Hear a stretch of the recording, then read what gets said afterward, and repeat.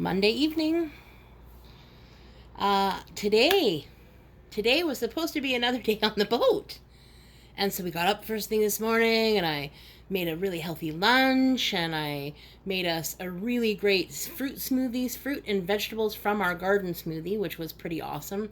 Must say I'm growing more accustomed to using the food that we're growing at our house, and it feels really good to know A, that it's organic, B, that we're growing it, and C, that it's available right here, therefore its nutritional value is so dense, which is pretty amazing because it's shifting my way of thinking about food. It's helping to shift my relationship with food and get excited about those things because ultimately it tastes really good. It's healthy for me. I have 7 fruits and vegetables in me first thing in the morning. 6, 7, whatever, somewhere around there. And they're things that I grew in our garden, whether it be the Tower Garden or our Garden of Hope back here, which is pretty amazing and phenomenal because that is shifting my desire to continue to learn and understand about growing food and why it's important to know things. I'm kind of have a tendency of just fly by the seat of my pants and learn as I go, and sometimes that's a really good learning way, and sometimes it develops into potential issues. And so I really love that my daughter Riley loves to do research, and so she tells me things that I may not have known before. And those things are important because it leads me to knowing better, and when I know better, generally I make better choices. And so it dawned on me the other day when I spent about an hour deadheading all the little tiny white crispy flowers that had died, and knowing and understanding that as long as they stay there, that no new growth can come forward because it takes up space. And so I was thinking while I was doing it, because it wasn't just in some planters, flowers and weeds and stuff like that deadhead quite easily.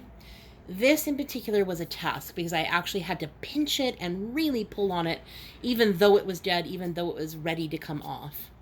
And when I compiled nearly a whole plant of stuff that I took out of this planter, it dawned on me really about this notion that I've spoke about before, how our mind is a garden. Our thoughts are the seeds. We can grow flowers or we can grow weeds. And so those weeds naturally occur because we think thousands and tens of thousands of thoughts a day. And if we're on that loop of the stinking thinking, it's probably far worse because what we're doing is nurturing the roots of the weeds instead of the roots of the flowers and the vegetables and all of those things that we want to be growing. And so it's super important. And when I was sitting there and I took an hour of my time to do this, I could really relate that to that idea of, wow, it actually takes nurturing care, intentional nurturing care, to take all of these dead spots out of this plant to allow it to flourish to its next step, which will in turn create more dead flowers to go and pick out. And so it's a process, right? So even though right now it's hanging and it doesn't have any of those dead things, eventually it will flourish and flourish and flourish and flourish, and then it will die off. And then it will be ready for the next cycle to start. And I think us humans are much like that. And understanding that by taking better care of ourselves, my mental health, my physical health, and understanding that ultimately those things are up to me and that I am always at choice, and that, effectively the things that I am choosing create my outcomes. And so when I tend to the roots of the weeds and when I deadhead the flowers that need to be deadheaded, I make room for future growth. And the same is for us human beings. Those are completely equatable, in my opinion, in my experience. And it just was such a profound sort of moment of, wow, that is really amazing just how plants and nature and all of those things outside that grow naturally, pardon the very loud muffler that's just going by, when we grow these things naturally, that they can effectively bridge the gap between plants and animals to humans. And so ultimately we're always at choice. We do need to tend to our own gardens, and effectively what I think in a day, what I allow myself to roll around in my mind, the things that I put myself in front of. And I know that lately, being that my regiment was so strict for so long, and I eliminated the social media and the needless TV and was doing that really well, but it wasn't sustainable. And so now I'm trying to find a rhythm and a groove of inclusion of those things without it going overboard. Because I know the other day I spent way too much time inundated with information on Facebook and watching people argue and fight and bite each other. And it was just it's so insidious sometimes. And I think it's an important platform. And I see so many people say, well, I'm leaving Facebook for good. I'm going to erase my account, or I won't be here for a while. And to each their own. But anything that calls me to do an all or nothing action, to me, is extreme.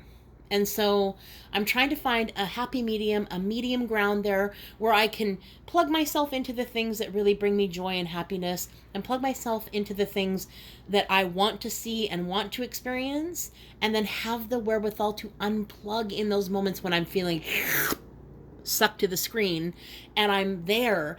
And I got onto Facebook this morning to check my email, and 12 hours goes by. Anybody else relate? That might be a slight exaggeration, but it may not. Because sometimes we get caught up in the rhetoric and caught up in the tantalizing wasting time. And so here I am trying to find a happy medium of where I can, be in the center place instead of on one end of the pendulum or an extreme on the other.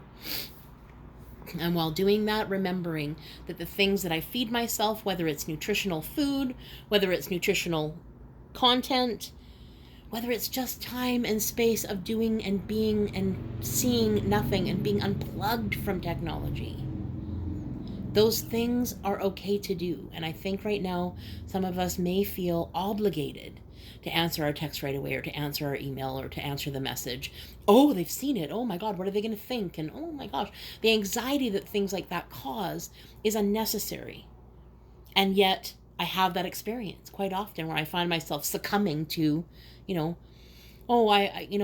demanded to respond in this amount of time because it's good for everybody else, but really being honest with myself, but is it good for me? Am I in the right space to answer that message right now? Am I in the right space and time that I've given myself space and time? Am I tending to my roots first and taking off all my deadheads before I try and get busy trying to do that for everybody else? The whole point of any of this, I think, is to empower ourselves to know, to practice, to be in the process of, and to do better when we know better. I truly hope that you had some kind of kindness in your experience today, that you were kind to yourself and others, that you love yourself deeply, and that you reach out and ask for help if you need it. Because mental health is one of those things. It can be all-consuming. And so if you need the help, please be willing to ask and say, I need a friend. I need someone to talk to. I need someone to bounce this off of. I need someone to check in on me. Whatever it is, support is key. So much love out there. I hope you have a good evening, and I'll see you tomorrow. Happy Monday.